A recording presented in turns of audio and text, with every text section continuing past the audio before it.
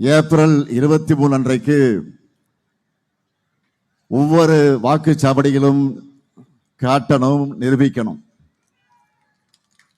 அதுக்கு வேட்பாளர்களை அறிமுகப்படுத்தலாமா? வேட்பாளர்களை உங்கள் அனுமதியோடு அறிமுகப்படுத்தலாமா? திமுக நம்முடைய அரசு ஒரு திட்டத்தை செயல்படுத்தினா அது சாதனை திட்டமாக தான் இருக்கும். நம்மோட சாதனைகள் தான் இந்தியாவுக்கே பெஞ்ச் மார்க்காக இருக்கு. எடுத்துக்காட்டுக்கு சொல்றேன், கிரிக்கெட்ல பல பிளேயர்ஸ் பல ரெக்கார்டுகளை வச்சிருப்பாங்க. ஆனா சச்சின் டெண்டுல்கரை பார்த்தீங்கன்னா அவர்கிட்ட எல்லா ரெக்கார்டுமே இருக்கும்.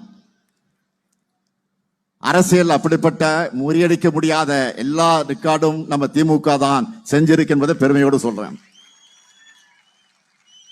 இனியும் தொடர்ந்து நாம தான் ரெக்கார்ட் பிரேக் பண்ணவும் போறோம். நம்ம திட்டங்களை பார்த்து தான் இன்னைக்கு பல்வேறு மாநிலங்கள் காப்பி அடிச்சுக்கிட்டு இருக்காங்க. ஏன் ஒன்றிய அரசை காப்பி அடிச்சுக்கிட்டு இருக்கு.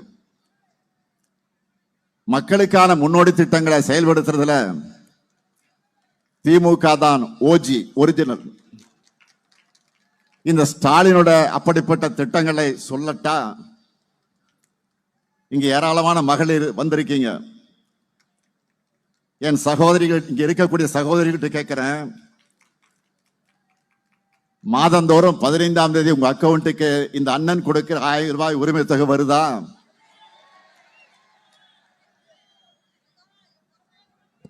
திராவிட மாடல் 2ல எவ்வளவு உரிமை தொகை உயர்த்த போறோம்? டபுள் ஆக்க போறோம். 2000 உயர்த்த போறோம். இல்லத்தரசிகளாக இருக்கக்கூடிய பெண்கள்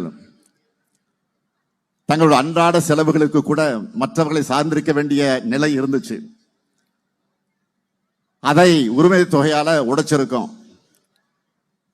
எங்க அண்ணன் ஸ்டாலின் தர சீர் மகளிர் எல்லாரும் இன்றைக்கு உரிமையோடு பேசுறாங்க.